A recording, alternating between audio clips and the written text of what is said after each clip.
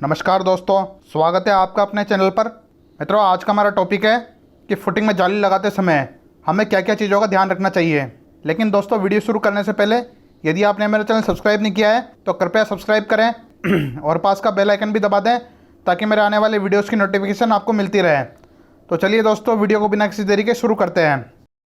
मित्रों, सबसे पहली चीज़ जो आपको जाली रखने से पहले करनी है वह है पीसीसी की पूरी तरह सफाई। मित्रों, मैंने लगभग 99% लोगों को ये गलती करते देखा है कि कई लोग पीसीसी डालने के कुछ दिन बाद उस पर सीधा कवर ब्लॉक लगाकर जाली डालकर कंक्रीटिंग शुरू करवा देते हैं। मित्रों, ये बहुत बड़ी गलती है। हालांकि कवर ब्लॉक पर भी अभी आ रहा हूँ, लेकिन पहले ये समझ लो कि सफाई न करने से क्या नुकसान हो सकता है। मित्रों, यदि पीसीसी के ऊपर धूल मिट्टी वगैरह होती है तो जो हमारी फुटिंग है उसका कंक्रीट उस धूल मिट्टी के साथ मिक्स हो जाता है। मतलब हमारा पीसीसी डालने का जो मकसद था कि हमें धूल मिट्टी से हमारी फुटिंग को बचाना है, वो व्यर्थ हो जाता है। अच्छा, पीसीसी पर मैंने एक डिटेल्ड वीडियो बनाया है, उसको आप आई बटन पर जाकर देख सकते हो। अच्छा, सफाई न करने का दूसरा बड़ा नुकसान ये होता है कि कई बार हमारे फुटिंग की पीसीसी के साथ ठीक से बॉन्डिंग नहीं हो पाती। मतलब पीसीसी और फुटिंग के कंक्रीट के बीच में कई बार धूल मिट्टी की परत बन जाती है, जो कुछ हद तक इन दोनों के बीच की बॉन्डिंग को कमज़ोर कर देती है। मैं ये तो नहीं कहूँगा कि पूरी तरह से बॉन्डिंग होती ही नहीं है, लेकिन यदि एक छोटी सी स्टेप से भी फ़र्क पड़ रहा है तो मेरे ख्याल से कर लेनी चाहिए। कई बार आप ये चीज़ लेबर से कहते हो तो वो अनदेखा कर देता है, लेकिन आपको खड़े रहकर ये स्टेप करवानी है। मित्रों, अब आते हैं दूसरी स्टेप पर, जो कि है कंक्रीटिंग से पहले पीसीसी की तराई करना। जी हाँ दोस्तों, यह भी एक इम्पोर्टेंट स्टेप है कि हमें फुटिंग के लिए कंक्रीटिंग शुरू करने से पहले पीसीसी की अच्छे से तराई कर लेनी है, ताकि उसमें मॉइस्चर आ जाए और पीसीसी हमारे कंक्रीट का मॉइस्चर ना सोखे, वरना पीसीसी हमारे कंक्रीट का बहुत सारा पानी पी जाएगी और वाटर सीमेंट रेशो को प्रभावित करेगी। हालांकि पीसीसी इतना पानी नहीं पीती, लेकिन यदि कोई स्टेप करने से आपको ज़रा भी फ़ायदा होता है तो आपको करना चाहिए, क्योंकि आप माल के पूरे पैसे देते हो तो आपको आनंद भी पूरा आना चाहिए। अच्छा, एक और चीज़, ऐसा नहीं कि आपको तराई करके सीधा कंक्रीटिंग चालू कर देनी है। पहले यदि पीसीसी पर एक्स्ट्रा पानी हो तो उसे सोखने दें। मतलब आपको पीसीसी सिर्फ इतनी गीली रखनी है कि वो हाथ लगाने पर सीमी सीमी से रहे, ना कि आप पानी पर सीधे कंक्रीट डाल दो। यह भी नुकसानदेह होता है फ्रेंड्स, क्योंकि वाटर सीमेंट रेशो ना तो कम होना चाहिए और ना ही ज़्यादा। इसलिए पानी को इतना सोखने दें कि सरफेस पर एक्स्ट्रा वाटर ना रहे, सिर्फ छूने से मॉइस्चर का पता लगे। इससे आपके कंक्रीट का वाटर सीमेंट रेशियो मेंटेन रहेगा। कई लोग सीधा सूखी पीसीसी पर कंक्रीटिंग करना शुरू कर देते हैं। इससे फुटिंग की स्ट्रेंथ में थोड़ा बहुत फ़र्क आता है। अगेन, आप पूरे पैसे दे रहे हो तो आपको आनंद भी पूरा आना चाहिए। एक दो स्टेप के खातिर आपकी स्ट्रेंथ में ज़रा भी फ़र्क पड़ रहा है तो वो भी नहीं पड़ना चाहिए। अच्छा, ये तो हो गई कुछ बेसिक चीज़ें।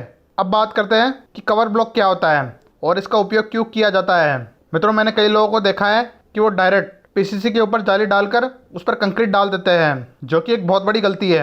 आपको सीधा पीसीसी के ऊपर जाली नहीं लगानी है, वरना जाली के दूसरी साइड कंक्रीट कैसे जाएगा। इसलिए हमें कवर ब्लॉक का इस्तेमाल करके जाली को एक ऊंचाई पर लगाना है, ताकि जाली के दूसरी साइड भी हमारी कंक्रीट की लेयर बन सके।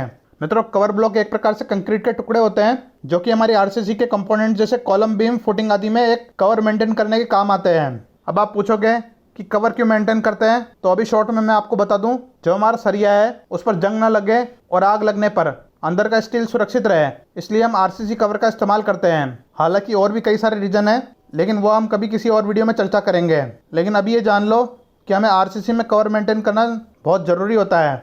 मित्रों, कवर ब्लॉक आप कंक्रीट के भी ले सकते हैं और आप चाहें तो किसी हार्ड पत्थर का भी कवर ब्लॉक बना सकते हैं। वैसे तो ये रेडीमेड बाजार में मिलते हैं। मित्रों, मार्केट में ये अलग अलग ग्रेड में आपको मिल जाएंगे। आप चाहे तो अपनी कंक्रीट की ग्रेड के अनुसार इन्हें खरीद सकते हैं। अब बात करते हैं कि हमें कितने एमएम का कवर ब्लॉक फुटिंग के लिए इस्तेमाल करना चाहिए। तो दोस्तों, मेरे हिसाब से आपको कम से कम 75 एमएम के कवर ब्लॉक फुटिंग में इस्तेमाल करने चाहिए।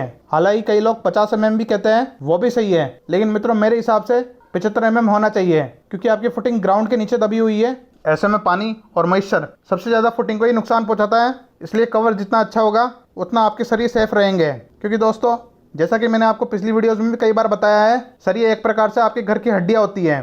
कंक्रीट को आप ऊपर मांस मान सकते हो, तो सोचिए कि अगर आपके घर की हड्डियाँ ही गल जाएगी तो फिर घर कैसे मजबूत रहेगा। हालांकि सरियों को सुरक्षित रखने के लिए कई लोग फुटिंग की वाटर प्रूफिंग भी करते हैं। मैं फुटिंग की वाटर प्रूफिंग पर जल्दी ही वीडियो लाऊंगा, तो कुल मिलाकर आपको ये समझ में आ गया होगा कि कवर ब्लॉक का क्या महत्व है और हमें क्यों 75 एमएम का कवर देना है। अच्छा, एक बात ध्यान रखना, अगर हो सके तो जिस कंक्रीट की ग्रेड का आप इस्तेमाल करने वाले हो उसी ग्रेड का कवर ब्लॉक मिल जाए तो ज़्यादा बेहतर है, थोड़ा तालमेल बैठ जाता है। अच्छा मित्रों, एक और चीज़ की सावधानी आपको रखनी है कि आपको जाली की साइज़ अपने गड्ढे की लंबाई और चौड़ाई से कम रखनी है।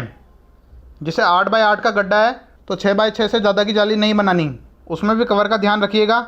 ऐसा इसलिए दोस्तों क्योंकि आपकी फुटिंग साइड की मिट्टी से टच नहीं होनी चाहिए कंक्रीटिंग के समय। ओके फ्रेंड्स, ये स्पेस छोड़ने से आपकी लेबर को भी ठीक से काम करने का स्पेस मिलेगा। इस टॉपिक पर मेरी अलग से वीडियो है, यहाँ आई बटन पर क्लिक करके आप उसे देख सकते हो। आप यदि डिटेल में जानना चाहते हो कि हम जाली का साइज़ गड्ढे से छोटा क्यों रखते हैं तो उस वीडियो को देख लीजिए, उसमें मैंने डिटेल से इसके कारण समझाया है। तो ये थी कुछ बातें जो आपको जाली डालते समय ध्यान में रखनी है। उम्मीद है आपके इस चीज़ को लेकर डाउट्स क्लियर हुए होंगे। अगर फिर भी कोई सवाल आपके मन में है तो कमेंट बॉक्स में ज़रूर पूछिए। अगर आपको आपके घर से रिलेटेड कोई भी समस्या है तो आप मुझे आपकी समस्या और फोटोज़ इंस्टाग्राम पर भेज सकते हैं। मेरा इंस्टाग्राम आईडी आपको स्क्रीन पर दिख रहा होगा और मैं इसका लिंक डिस्क्रिप्शन में भी डाल दूंगा। तो दोस्तों उम्मीद है आपको वीडियो पसंद आया होगा। अगर पसंद आया है तो चैनल को सब्सक्राइब करें, वीडियो को लाइक करें और अपने दोस्तों के साथ शेयर करें। और हो सके तो इस कोरोना काल में अपने आसपास के भूखे जानवरों की मदद करें। मैं मिलूंगा आपसे अपनी नेक्स्ट वीडियो में। तब तक के लिए जय हिंद, वंदे मातरम।